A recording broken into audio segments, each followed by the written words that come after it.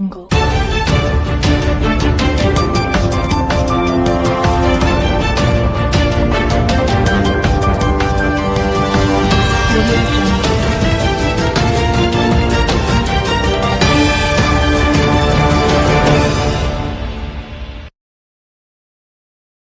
ಸ್ವಚ್ಛ ಭಾರತ ಜಿಲ್ಲೆಯಲ್ಲಿ ಮೊದಲ ಪೈಲಟ್ ಯೋಜನೆ ತಿಪ್ಪೆಗುಂಡಿಗಳು ಈಗ ಸುಂದರ ತಾಣಗಳು.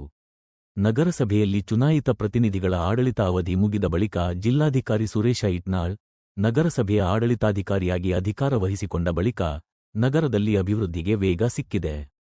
ತ್ಯಾಜ್ಯ ವಿಲೇವಾರಿ, ನೈರ್ಮಲ್ಯ ನಿವಾರಣೆ, ಮುಖ್ಯವಾಗಿ ಸ್ವಚ್ಛ ಭಾರತದಂಥ ಯೋಜನೆಗೆ ಚುರುಕು ಸಿಕ್ಕಿದೆ.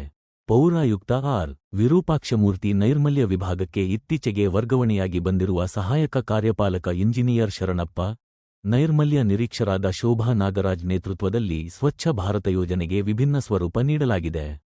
ಪೈಲಟ್ ಯೋಜನೆ ಸಾರ್ವಜನಿಕ ಸ್ಥಳಗಳಲ್ಲಿ ಎಲ್ಲೆಂದರಲ್ಲಿ ಕಸ ಎಸೆದು ಜನ ತಿಪ್ಪೆಗುಂಡಿಗಳು ನಿರ್ಮಾಣವಾಗುತ್ತಿದ್ದ ನಗರದ ಒಟ್ಟು 18 ಸ್ಥಳಗಳನ್ನು ಗುರುತಿಸಿರುವ ನಗರಸಭೆ ಇದಕ್ಕಾಗಿ ಒಂದು ವಿಶೇಷ ಯೋಜನೆ ಸಿದ್ಧಪಡಿಸಿ ಕೊಪ್ಪಳ ಜಿಲ್ಲೆಯಲ್ಲಿ ಮೊದಲ ಪೈಲಟ್ ಯೋಜನೆಯಾದ ಮಾದರಿ ಸ್ಥಳ ನಿರ್ಮಾಣಕ್ಕೆ ಮುಂದಾಗಿದೆ.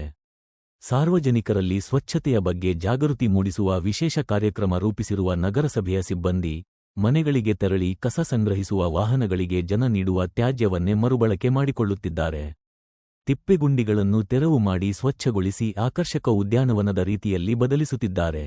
ಕಟ್ಟಡ ನಿರ್ಮಾಣದ ತ್ಯಾಜ್ಯ, ವಾಹನಗಳ ಟೈಯರ್, ತೆಂಗಿನ ಗಿಡದ ಕೊರಡು, ಮರಳು, ಸಿಮೆಂಟ್, ಬಣ್ಣ ಬಳಸಿಕೊಂಡು ಸುಂದರ ಕಲಾಕೃತಿಗಳನ್ನು ನಿರ್ಮಾಣ ಮಾಡುವ ಮೂಲಕ ಕಸ ಎಸೆಯುವ ಸ್ಥಳಗಳನ್ನು ಆಕರ್ಷಕ ತಾಣಗಳನ್ನಾಗಿ ನಗರಸಭೆಯ ಸಿಬ್ಬಂದಿ ರೂಪಿಸುತ್ತಿದ್ದಾರೆ. ಈ ಬಗ್ಗೆ ಮಾತನಾಡಿದ ನಗರಸಭೆಯ ಪೌರಾಯುಕ್ತ ಆರ್. ವಿರೂಪಾಕ್ಷಮೂರ್ತಿ, ಸಾರ್ವಜನಿಕ ಸ್ಥಳಗಳಲ್ಲಿ ಕಸ ಎಸೆಯುವುದು ಅಪರಾಧ. ಇದಕ್ಕಾಗಿ ಇದುವರೆಗೂ ಕಸ ಎಸೆಯುವ 7ಕ್ಕೂ ಹೆಚ್ಚು ಜನರನ್ನು ಪತ್ತೆ ಹಚ್ಚಿ ಪ್ರಾಥಮಿಕ ಹಂತದಲ್ಲಿ 500 ರೂಪಾಯಿ ದಂಡ ವಿಧಿಸಲಾಗಿದೆ.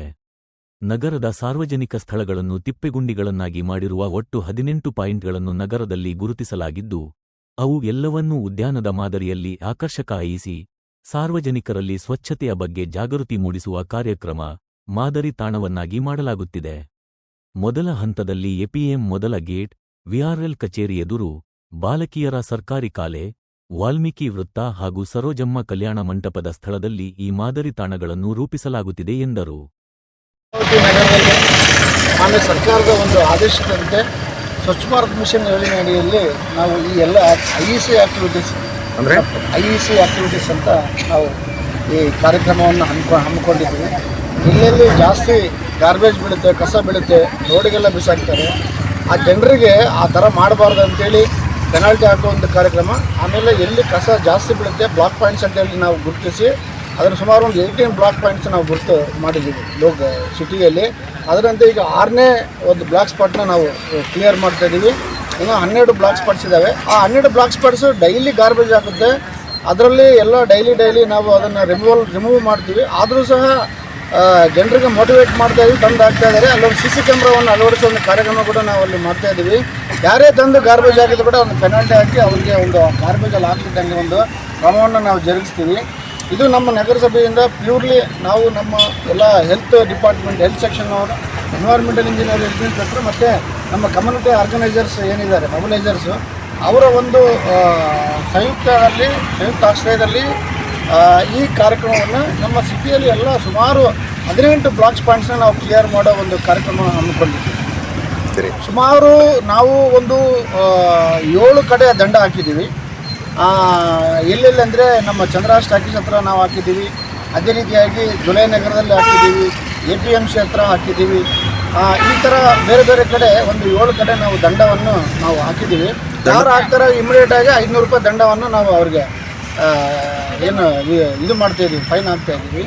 ಈಗ ನೀವು ನೋಡ್ತಾ ಇದ್ದೀವಿ, ಮೊದಲು ಯಾವ ಥರ ಇತ್ತು ಗಂಗಾವತಿ ನಗರ, ಈಗ ಜನರಿಗೆ ಎಲ್ಲ ಅರಿವು ಮೂಡಿಸುವ ಕಾರ್ಯಕ್ರಮ ನಾವು ಮಾಡ್ತಾಯಿದ್ದೀವಿ. ಸಮಸ್ತ ನಾಗರಿಕರಲ್ಲಿ ನನ್ನ ಒಂದೇ ಒಂದು ಅವರಿಗೆ ಪ್ರಾರ್ಥನೆ, ಯಾವುದೇ ರೀತಿಯ ಈ ಥರ ನಮ್ಮ ಸುಂದರವಾದ ಒಂದು ನಗರ ಗಂಗಾವತಿ ಗ್ರೀನ್ ಸಿಟಿ ಅಂತೇಳಿ ನಾವು ಏನು ಮಾಡೋಕ್ಕೆ ಕೊಡ್ತೀವಿ, ಅದಕ್ಕೆ ನಾವು ಸ್ವಚ್ಛತೆಯನ್ನು ಕಾಪಾಡಿಕೊಳ್ಳಿ ಅಂತೇಳಿ ನಾನು ಅವ್ರಿಗೆ ನಿವೇದನೆ ಮಾಡ್ತೇನೆ.